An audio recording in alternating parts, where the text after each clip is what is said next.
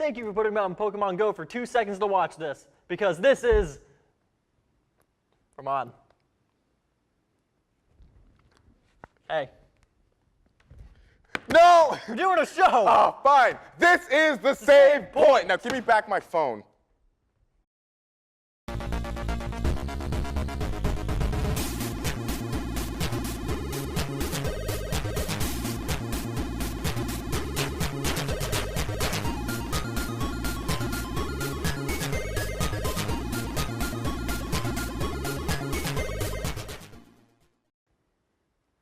What is up, Monmouth University? Welcome to The Save Point, your #1 source for everything gaming. I'm your host, Dave. And I'm Ramon, and in today's episode, we've got your Nintendo news, Con Chronicles, and another classic game review. We'll also be discussing current trends in esports and have a new Ramon's rant. About time, but first, let's flip over to the comic panel with Nate.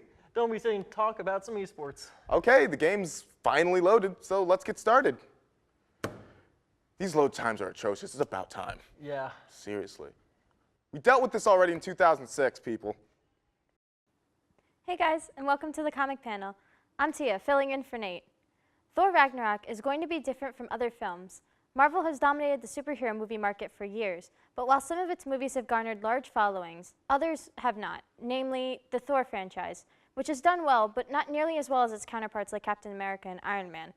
That being said, the Thor franchise is taking a new direction led by director Taika Waititi, who has told Reddit users that Thor Ragnarok will be a visual masterpiece compiling art styles from the fantasy works from the 1970s and 80s.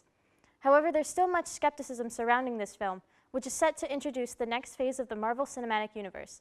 Taika has proclaimed he wanted to include the Nova Corps, which played a large role in Guardians of the Galaxy.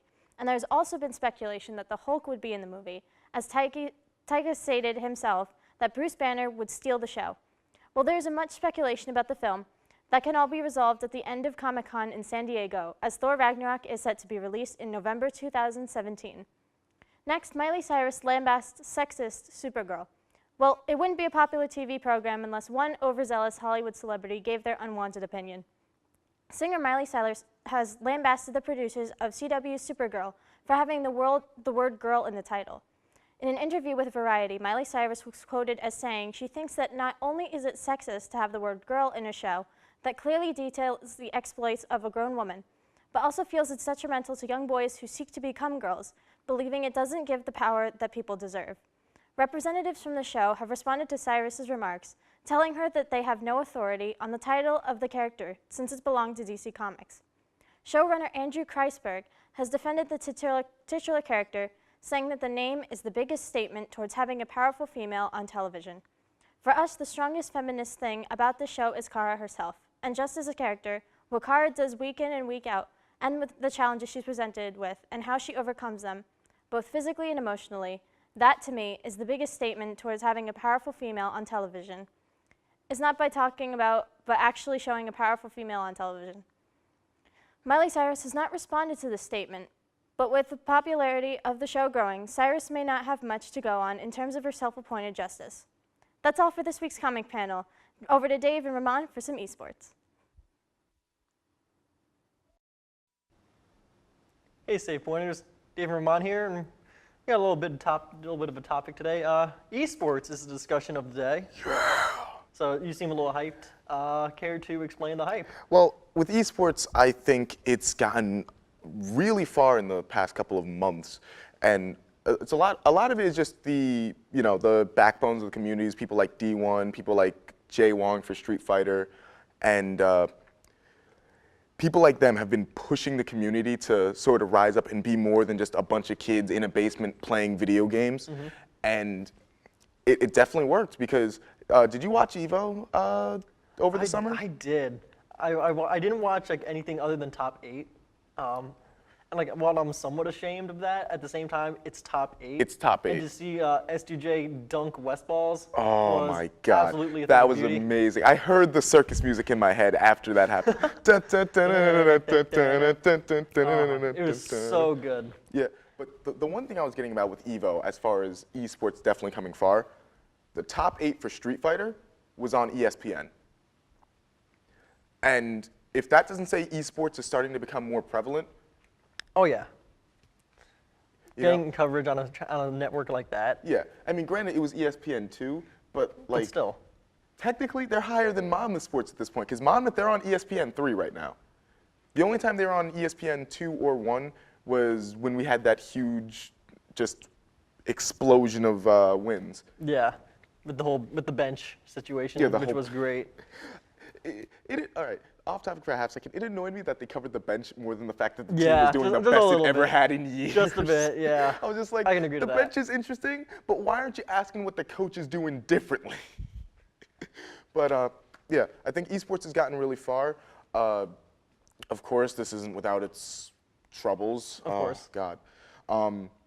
Troubled because- beginnings, of course. Yeah, because everyone likes to say, oh my God, you know what? Guys, I think we've gone too esports. Everyone's just stuffy and it's like, no, everything's still hype. It's just people are getting paid and we're getting recognized now. Yeah.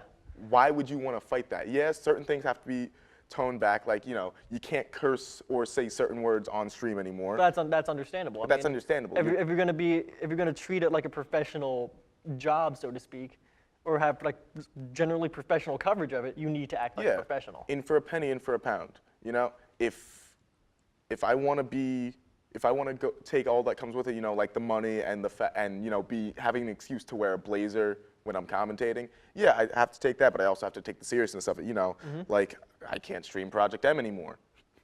Rip. Rip Project M. He never re-uploaded any of those matches. He said he was going to upload it on a different channel. He never did it.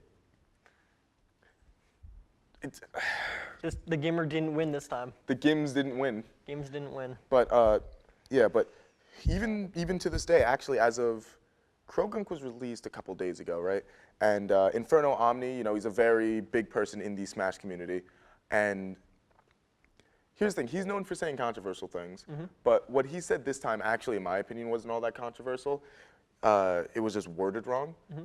He was asking what he essentially wanted to ask was how many people in the Pokken community are going to be playing Sun and Moon.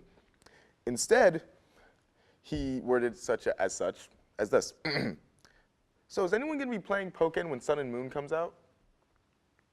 Now, when you hear this, obviously the people who are like diehard Pokken fans are going to be saying, really, you're just going to insult the entire community? And it caused this whole fight on Twitter.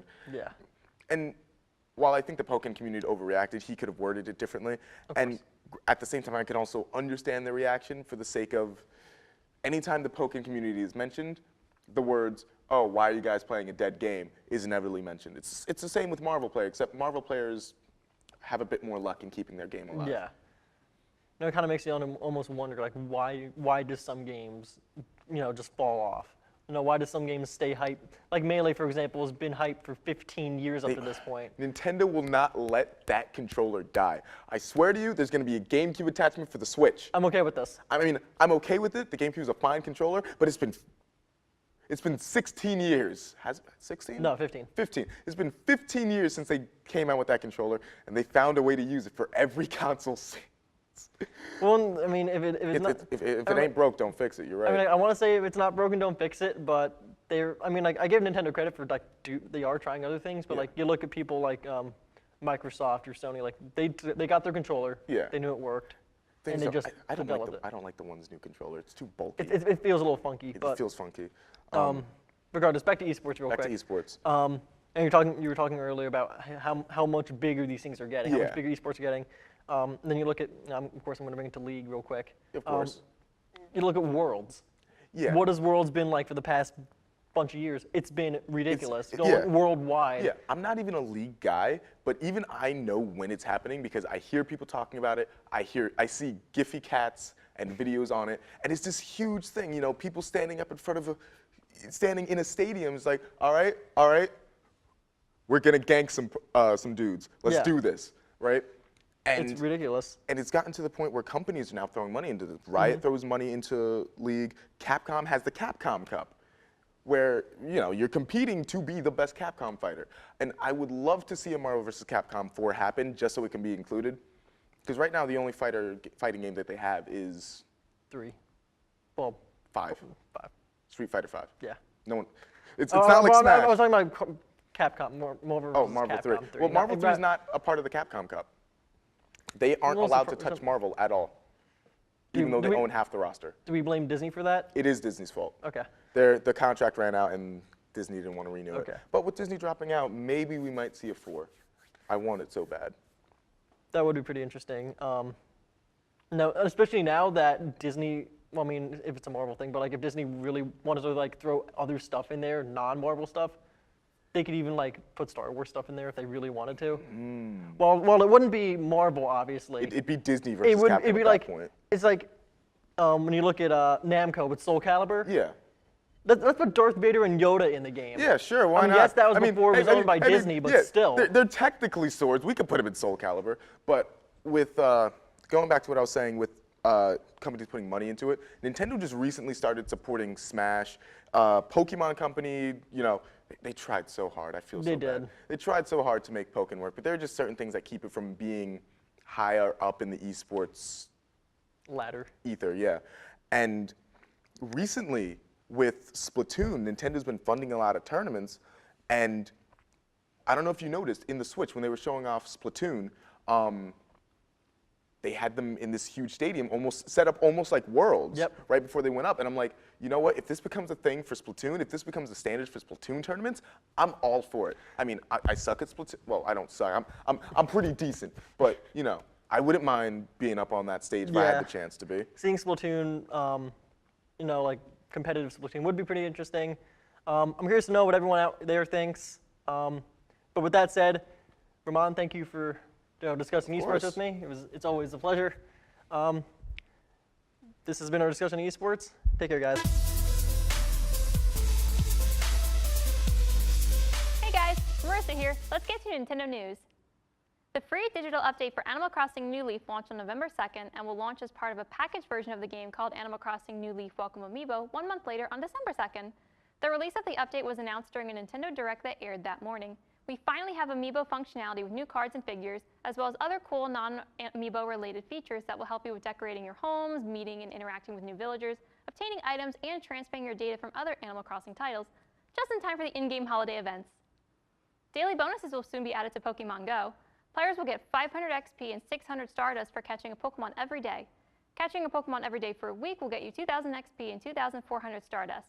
Daily visits to Pokestops will garner 500 XP and other extra items, and doing this for a week will earn you 2,000 XP and even more items. This follows the success of the in-game Halloween event that just ended on November 1st. The new fighter for Pokemon Tournament has been revealed, and it's Croagunk, a Poison-type Pokemon. Not what most fans were hoping for or expecting, but it'll be an interesting addition. Croagunk will be added to the arcade version of the game starting on November 10th.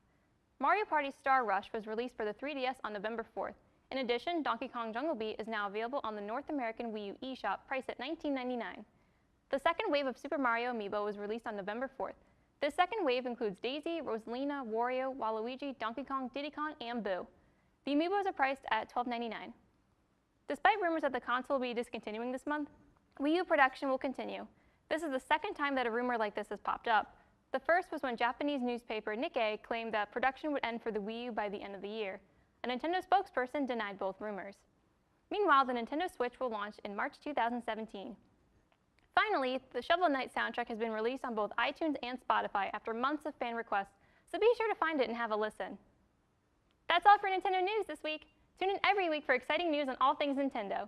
We have to take another short break, but we'll be right back. So, I just moved in with this family, and it's embarrassing. The little one, he likes to go outside and crawl around in the giant litter box. I don't know what he's doing.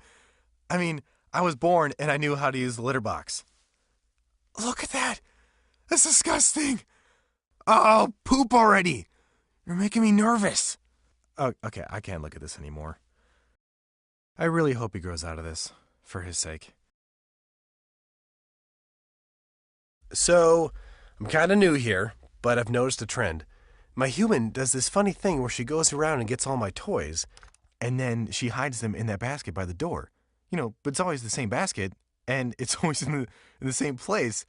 And then she acts so surprised when I find them, but, you know, she's putting them in the same basket. Again. It's like, hello, that's where you put it last time. You were the worst at hide and go seek.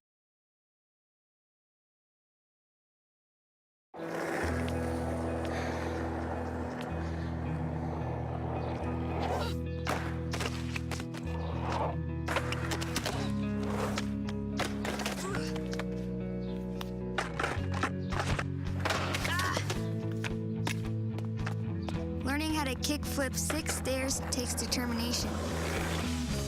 So will getting into college. I've got what it takes. So do you.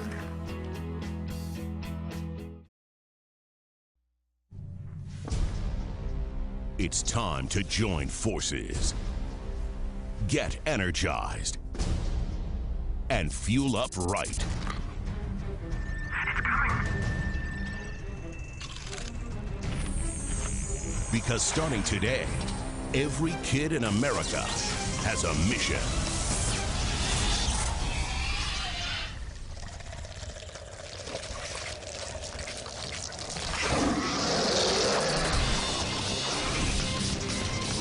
Bring out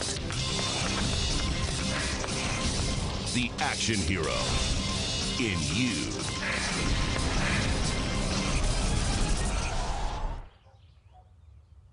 Be part of the greatest action movie ever. The first movie that puts you in the action. Show us how you train and eat like an action hero. Join in at actionheroalliance.com.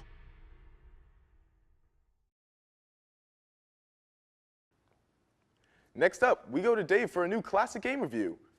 There Will Be Blood. Then Marissa heads down to AC for the next edition of Con Chronicles. Wait, we film on location now? Apparently. Oh, well, all right then. Hey Save Pointers, Dave here with another classic video game review. Up to this point, I've only talked about platformers, so I feel that it's time to mix things up with a fighting game. Now, when I say fighting game on the GameCube, most people think of Melee, of course. However, another fighter on the GameCube that gets overlooked is Bloody Roar Primal Fury. The Bloody Roar series has been developed by 3 companies and published by 5, so it's been all over the place during its lifespan. The series launched in 1997 for both arcade and the original PlayStation. While you may be thinking that's really good for a series, seeing as games like Tekken and Soul Calibur are still alive today, the Bloody Roar series has been dormant for 13 years, the last release being Bloody Roar 4 in 2003. Anyway, on to Primal Fury. Developed by Hudson Soft and published by Activision in 2002, Bloody Roar Primal Fury is a 3D one-on-one fighter that's closest to games like Tekken and Soul Calibur. Each character has their standard set of moves, and the controls are pretty simple. A button takes care of kicks, B takes care of your punches, Y is your guard if you're standing still, and a grab if you're moving forward, while L and R strife left to right around the stage as well. Simple in concept, but with each character having a suggested combo list inside the instruction book, consisting of about 14 per character, and a massive amount of variety for each one of these chains, some characters can have up to 40 different combos. Now you may be thinking, so what? Sounds like any other generic fighter. However, I haven't told you the best part. Every character in the game has the ability to transform into an animal or beast.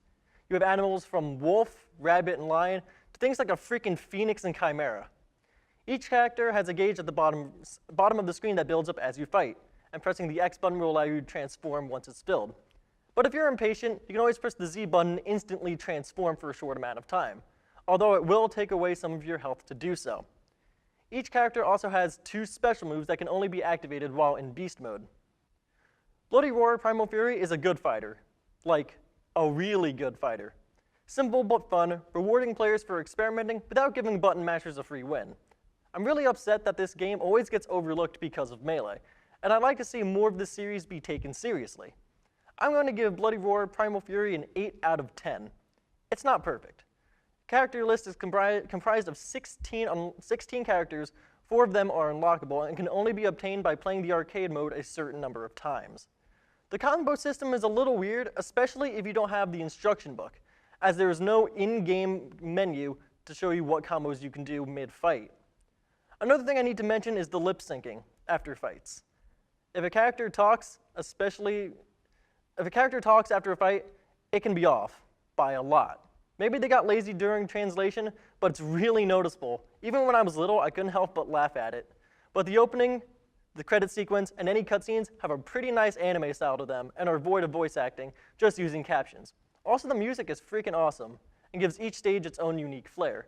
If you can get your hands on this game or want to emulate it, I totally recommend it. That's all for now. Tune in next time for another classic video game review. Now over to Marissa for Con Chronicles.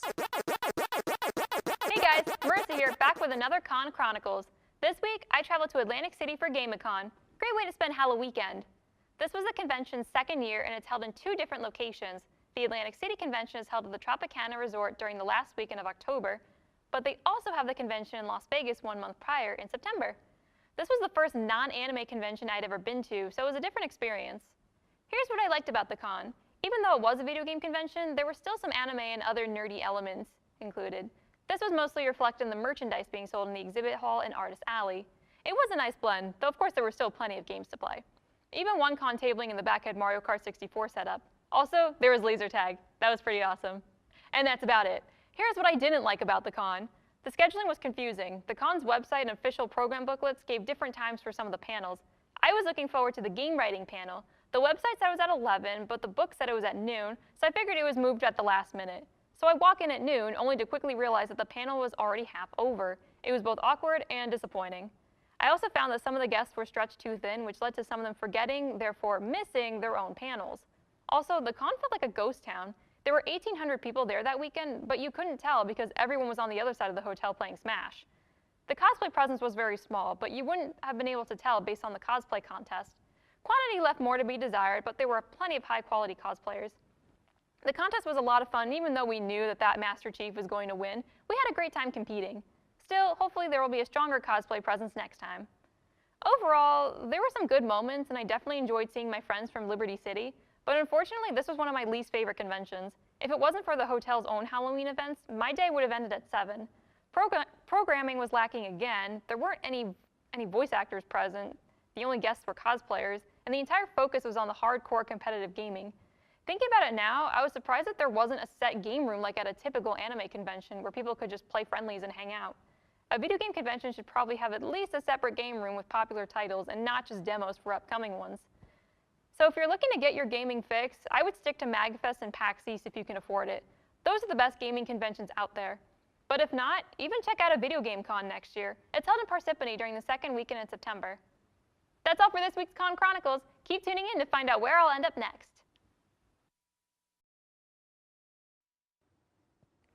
Hey guys, Ramon here, and there's been a bit of Sonic news that comes out, so you know what that means. I got to rant about it.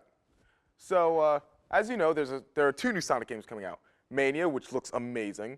I can't wait to get it. I already pre-ordered it.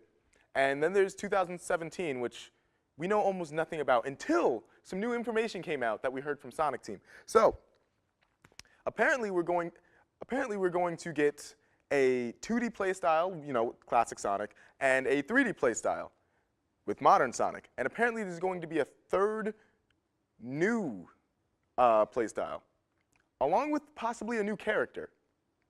Okay. Hold on a second. 1. I don't know how many Sonic aficionados are watching right now, but I don't know if you noticed, but that sounds an awful lot like Generations, especially when he said this isn't Generations 2. So Takashi, something's fucky around here. Let me tell you. That's 1. 2. You already have a metric fuckload of characters. Why even go to the trouble of making a new one? Last time you made a new character, you came up with Shade the Echidna, and that was some bullshit. No one liked Sonic Chronicles. Probably the worst spin-off title I've ever seen for a game series ever. God, it's so bad it's making me sick. Honestly. And, you know, like, if they said they weren't going to give us any more information, I don't know why they couldn't have held out this information until a new trailer. Because I could have lived with it. Because you know what? Nintendo waited years to even say a word about the NX. We didn't get anything about the NX until, what, 6 months before it releases? You know, because that's smart. But going back to Sega and Sonic Team for a minute, you know, it's like, you want me to believe in this game. That first trailer, it got me interested. I was like, okay. It seems interesting. Classic's back. Are we getting Generations 2? I mean, I wouldn't mind Generations 2, but don't say, I'm going to go Twitter on a second. Don't tell me you're not making Generations 2 and then make Generations 2. That's stupid. That causes people to distrust you. That's the hole you got in when you made Shadow the Hedgehog the contender for worst Sonic game of all time. Fuck that game.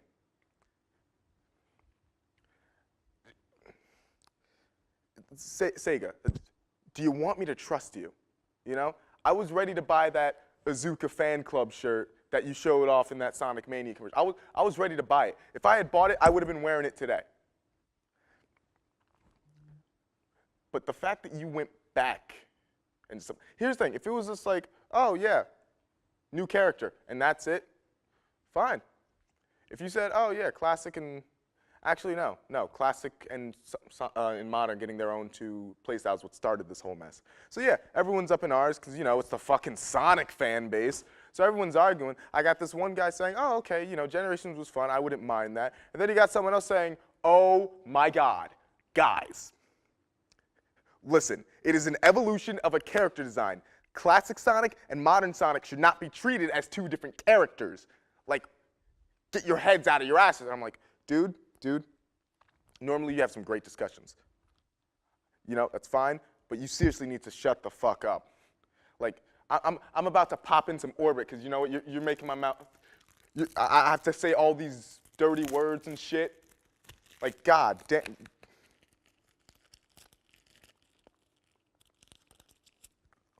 Like, seriously, you drove me to do this, Sonic fan base. One piece isn't enough. I need like 5 more. Like, seriously, why do you argue and bicker off of one tweet?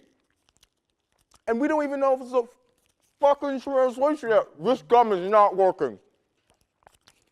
Like, how could you? You want people to believe we're not, like, stupid, and then we keep doing stupid shit. And this went from a rant on Sonic News to a rant about the fucking fan base. I need more gum, apparently. I can't stop fucking cursing. That's all you're gonna get out of me before I accidentally eat this entire pack of gum. I'm out of here. Fuck this. Fuck everything. My voice cracked. Oh, shit.